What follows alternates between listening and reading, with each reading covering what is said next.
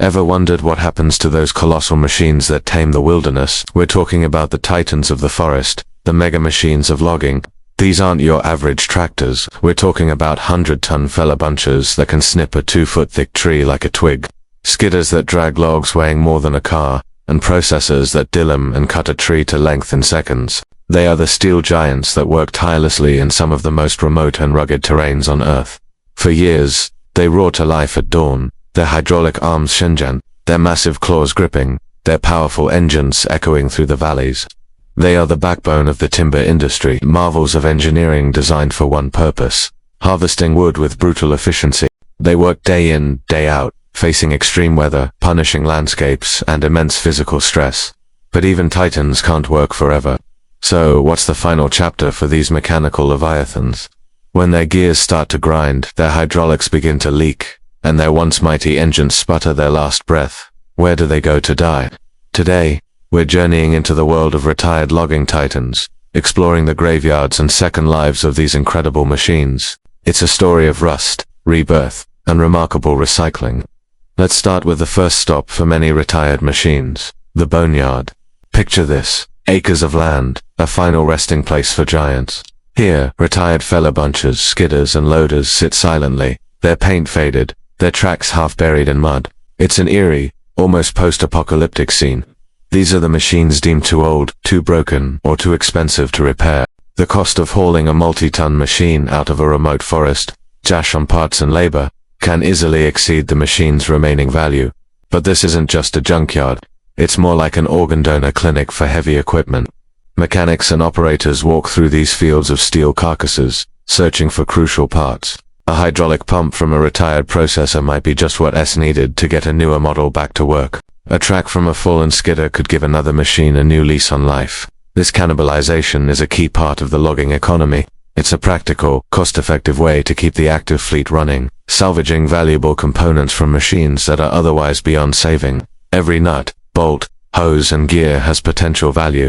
Now, not every machine is destined for the boneyard. Some are just a bit tired, not completely broken. This is where the world of refurbishment and resale comes in. Skilled mechanics, the surgeons of the heavy machinery world, can work wonders. They can take a machine with thousands of hours on the clock and breathe new life into it. This involves a complete teardown. The engine is rebuilt, the hydraulics are overhauled, the wiring is replaced, and the frame is checked for stress fractures. It's a painstaking process. These mechanics are part artisan, part engineer. They know these machines inside and out. They'll strip it down to its bare metal skeleton, sandblast away the rust and grime, and then, piece by piece, put it back together.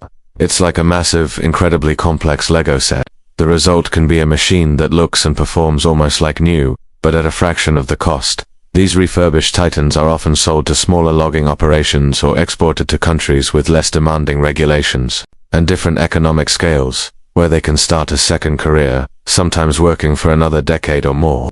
Think about the global journey. A machine that spent its prime years in the dense forests of British Columbia might find its second life clearing land in a developing nation in Southeast Asia or South America. It's a testament to their robust design.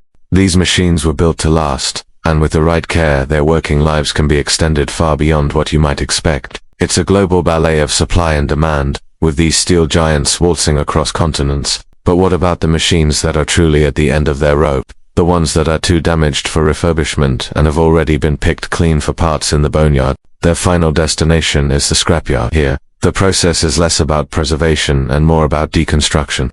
Massive hydraulic shears, like the jaws of a mechanical dinosaur, tear into the machines. These shears can exert thousands of tons of pressure, slicing through reinforced steel booms and chassis like they're made of cardboard.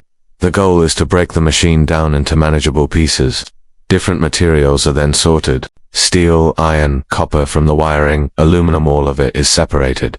This is recycling on an epic scale. The sorted metals are then bundled up and sent to foundries and steel mills.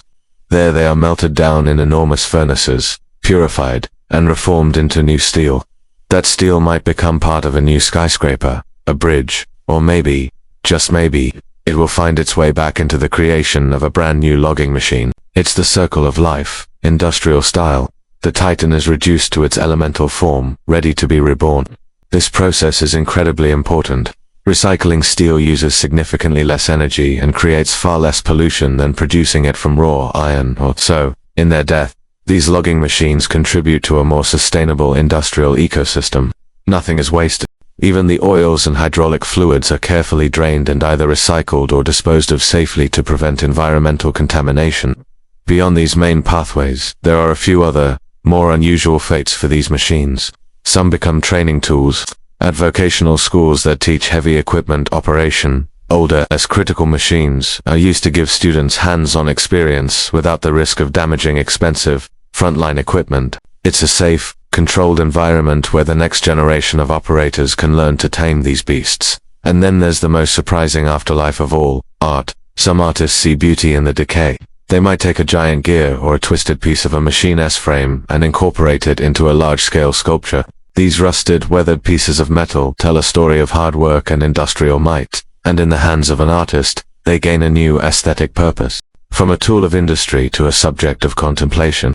So, the next time you see footage of one of these mega machines carving its way through a forest, think about its entire life cycle, from the gleam of the factory floor to the roar of the wilderness, from the quiet dignity of the boneyard to the fiery rebirth in a steel mill. The story of a logging machine doesn't end when its engine falls silent. It's a long, fascinating journey of recycling, reinvention, and rebirth. These retired titans continue to serve us, just in different ways, long after their working days are done. Thanks for joining us on this journey into the graveyard of giants. If you found this fascinating, hit that like button, and be sure to subscribe for more deep dives into the world of mega machines. Let us know in the comments if you've ever seen one of these boneyards in person. See you in the next one.